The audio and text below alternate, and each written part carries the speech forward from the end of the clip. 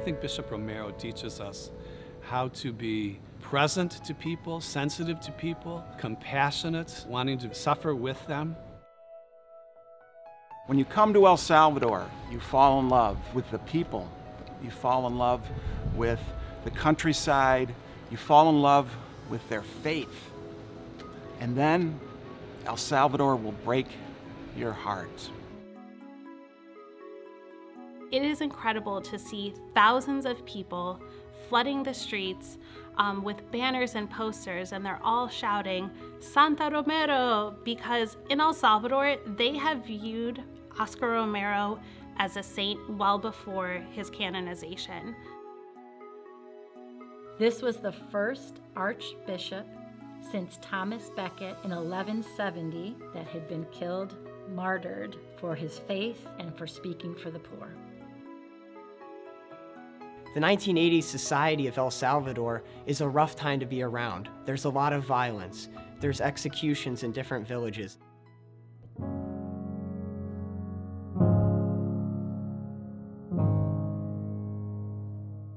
He had a special way of including the kids that would be in the plaza in front of the cathedral who made a little extra money for their family, again, probably not going to school, by polishing shoes, the shoe shiners. And he said there was this one particular shoe shiner, this kid who was in the First Communion class, and Father Romero noticed that he wasn't at the practice or that he had stopped coming to the classes. So he went out and asked this child, why aren't you coming? Why did you stop coming? And he said, well, Father, we don't have the money to buy the white shirt and the black pants and the shoes and for the First Communion, so I won't be able to make my First Communion.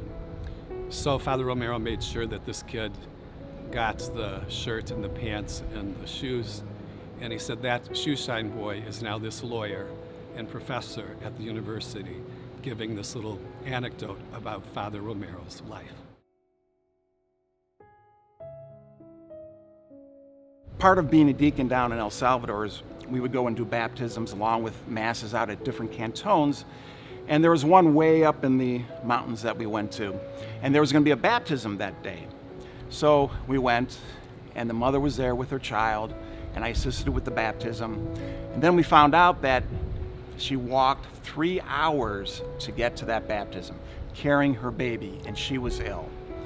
And that really brings home the idea of how important their faith is in El Salvador, that if you can imagine, sometimes we complain about going 10 minutes out of our way to get to church, but a person walking 3 hours to Mass to get there.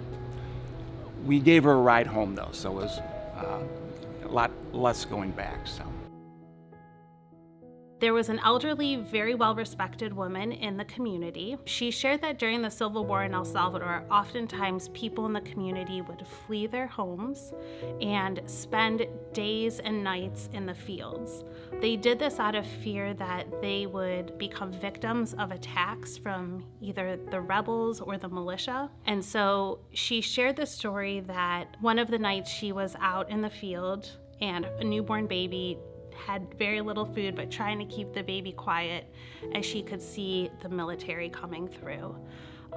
And that just really stuck with me because that's the reality, or was the reality, of the people in El Salvador during the Civil War.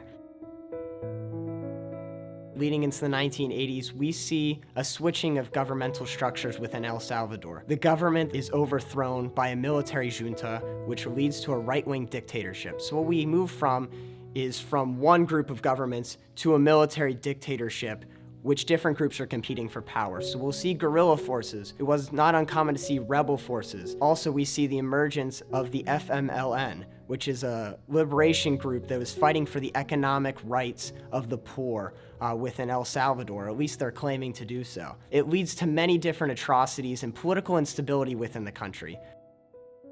I want to read to you one of the last things he wrote before his death. I express my consecration to the heart of Jesus, who was ever a source of inspiration and joy in my life. I place under his loving providence all my life, and I accept with faith in him my death, however hard it be. For me to be happy and confident, it is sufficient to know with assurance that in him is my life and my death. that in spite of my sins, I have placed my trust in him and shall not be disappointed. And others will carry on with greater wisdom and holiness the works of the church and the nation.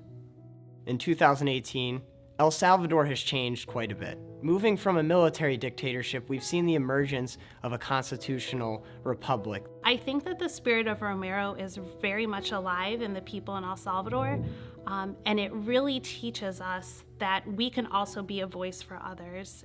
He ordered only one public mass celebrated in the archdiocese on the Sunday following Grande's funeral in the central square before the cathedral. It turned out to be the largest religious demonstration in the nation's history, and for many, a profound religious experience. I don't think I'd be sitting here today if it wasn't for Oscar Romero and El Salvador. Truly, this man was a saint.